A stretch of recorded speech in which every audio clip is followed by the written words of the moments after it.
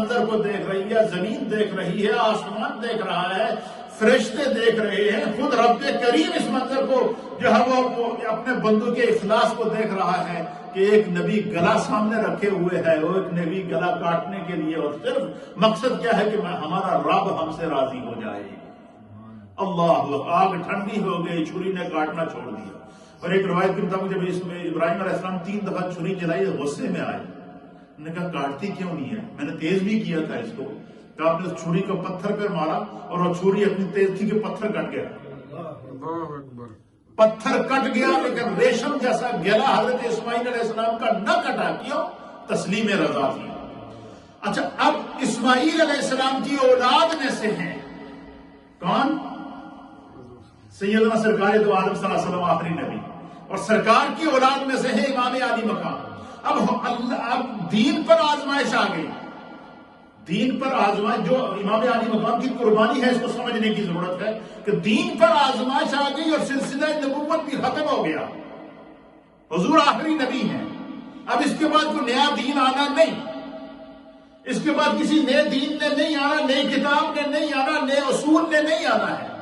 اصول وہی ہیں جو قیامت تک کے لیے میرے مصطفیٰ مرتب کر گئے، لیکن دین پر آزمائش آ گئی۔ اس لیے اس دین کو بچانے کے لیے یہ مشیت الہی تھی کہ نبی پاک کا خون سامنے ہو، اولاد رسول سامنے ہو، کیونکہ سلسلہ نبوت ختم ہو گیا ہے، قیامت تک دین باقی ہے۔ تو پتہ چلا اس قربانی کے لیے انتخاب کربلا کے اندر امام علی مقام کی قربانی کے لیے امام علی مقام امام حسین کا انتخاب یہ خدا بھی تھا اور انتخاب مصطفیٰ بھی تھا، اور یہی وجہ ہے کہ نبی اکرم صلی اللہ تعالیٰ علیہ وآلہ وسلم نے اپنی حیات کے اندر ہی امام علی مقام امام حسین کی شہادت کی خبر دے دی تھی۔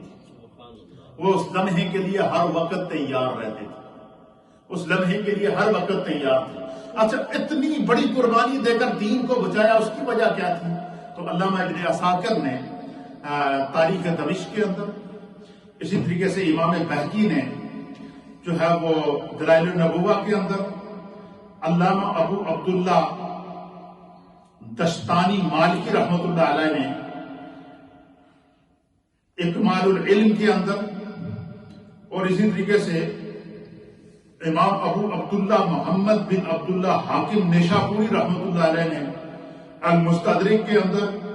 اور علامہ علی متقی بن حسام الدین ہندی نے کنز الامال کے اندر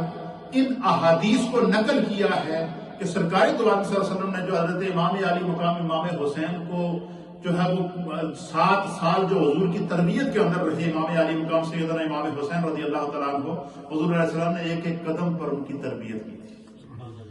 کیسے تربیت کی تھی وہ میں بیان کر چکا ہوں، ان معاملات کو دہراؤں گا نہیں،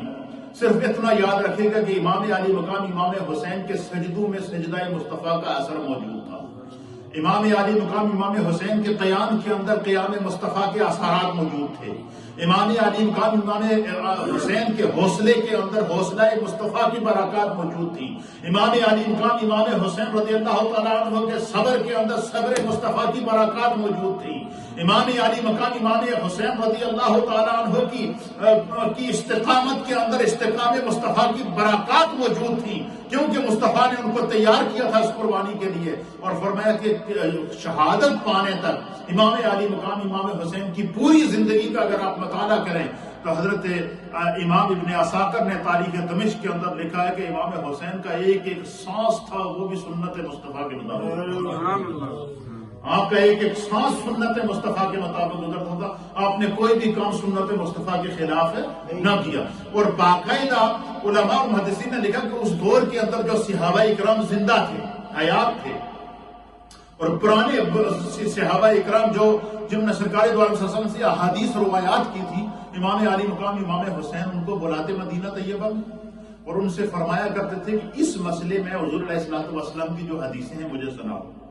صحابہ ان کو سناتے، پھر امام علی مقام ایک ایک حدیث پر عمل کرتے تھے،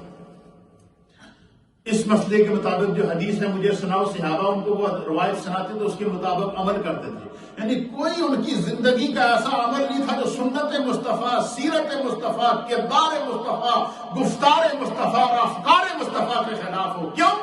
سرکار نے ان کو اس لیے تیار کیا تھا کہ ایک وقت ایسا آئے گا کہ دین کے اوپر آزمائش آ جائے گی اور دین بچ تو جائے گا، لیکن قیامت تک کے لیے امت کو حوصلہ اس لیے ملے گا کہ دین کو بچایا ہے نبی کے خون نے، اپنا خون دے کر،